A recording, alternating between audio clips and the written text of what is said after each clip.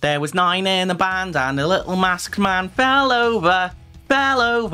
Okay, all silliness aside. You're a jackass. The titans of the new metal scene in the late 90s and early 2000s have taken the world by storm. But little may you know that that similar style of gritty elements and dark atmosphere incorporates into many bands to this very day. So in this video, and even possibly series, because this could be applied to many different bands out there, I'm going to be looking at highly popular bands and recommending music to you that you may not have heard of or isn't as well known as these kinds of bands, but will be in the same sort of category to keep your blood flowing. This would also very well cure your eardrums of those TikTok songs that are on repeat. These bands have a well-esteemed following already, but sure, there may be the few that haven't heard of these, or they have heard the name but haven't actually checked out this stuff until you say they're like Slipknot, and then people spring out of their turntables. So for the purpose of what this video is trying to achieve, we're not going to mention the likes of Korn, Mudvayne, Dope,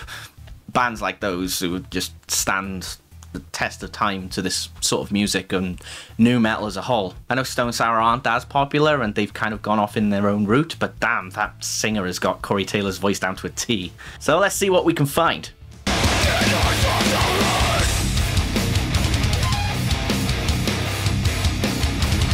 The sort of grittiness that Code Orange include in their music is more of the cybernetic, one of these riffs is not like the other kind of vibe. And they do go out of their way to be quite multi-dimensional.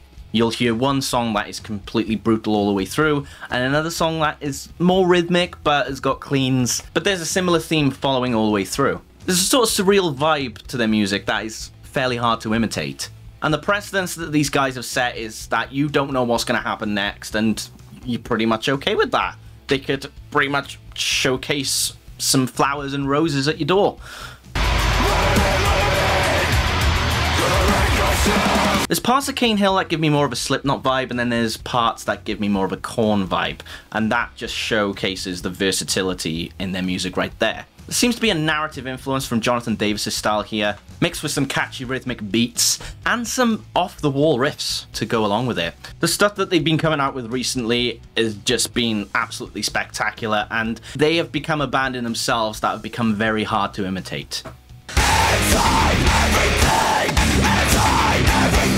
Dead are kind of like if Slipknot were made for a SmackDown theme in the early 2000s. A fair few of their songs are ones that you want to jump up and down to when you see them live, and then there are others that just get down and dirty. And it retains that middle finger in the air attitude that new metal in the early 2000s wanted to replicate.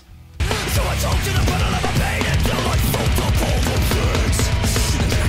Talo was formed by drummer Max Portnoy, with a few more people to join the project.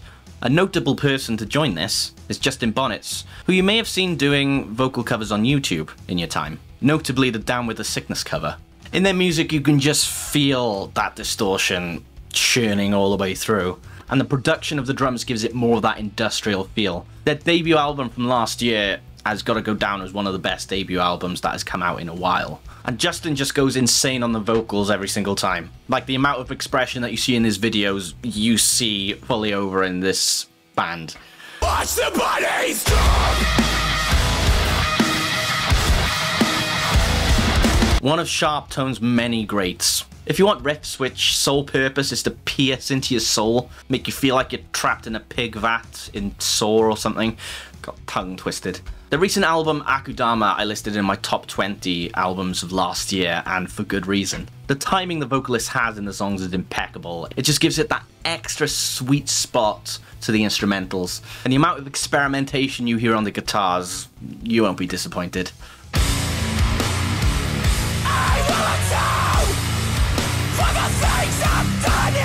These guys are making it their sole mission to just shatter down the walls of punk and mold it into metal in a very spectacular way. And their recent album, A Different Shade of Blue, pulled no punches whatsoever. And some of the songs just make you want to slam your teddy into the ground. It's insane.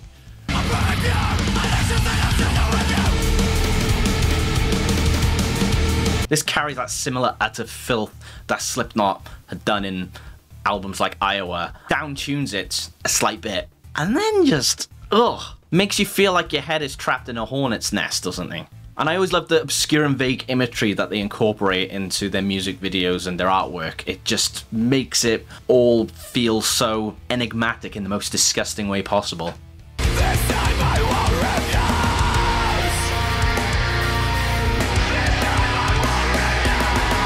refuse. Not to be confused with Youngblood. I was mentioning that like industrial snare sound previously, and this is like the personification of it with this band. And if there is any band to attempt to revive nu metal in a full, then this is one of the main candidates to do it. And with the advancement of music production in the past few years, I think nu metal can be a revolution in itself. I think it's time to promote it even more. I'm still gonna wear my skinny jeans though.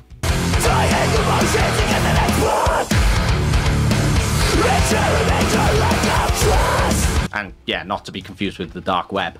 Like I mentioned with Code Orange, there is also like a cybernetic influence to these guys as well. And you don't know what note is going to be played after the previous one. It's that unpredictable. And there's a bit of a math influence in this as well. Only slightly. Like, I don't want people to hear me say that and think, oh no, this is not mathcore. I'm not saying that whatsoever. That nu metal gent, whatever you want to say, it's a hybrid in all of itself.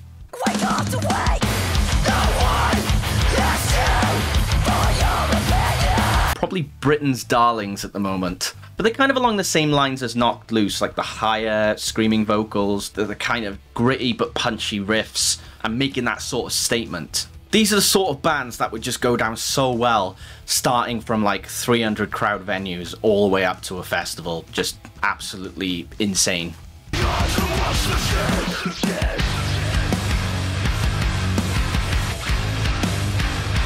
Loathe, to me, are bands that prove that you don't have to be the most technical minded or have a fancy solo in your song in order to sound creative and heavy and overall a good songwriter. If you can show that variety, if you can show multiple talents, if you can show a wide array of emotional expression in your songs, I think you are on that level that Loathe are. I Let It In and It Took Everything was one of the absolute greatest albums of 2020, and I will continue to say that until I go purple in the face, as well as my t-shirt. And just go back and listen to their old stuff as well, because there's nothing that is low of quality. It all just really comes into one and shows how much of an extensive, incredible journey that they've been on so far. And these are one of the bands that I hope take the metal world by storm, because they are just absolutely brilliant. So there we go, there's my list. There's plenty of ideas that I've got in the pipeline for different bands, so if you want to request something in the comments or let me know what other bands similar to those of Slipknot, Korn, etc. that you would like people to listen to, then go ahead and drop them below. And thank you for watching. Go ahead and subscribe if you want to see more content like this, and click the notification bell, and follow me on social media. Thank you one and all, and until next time, lights out.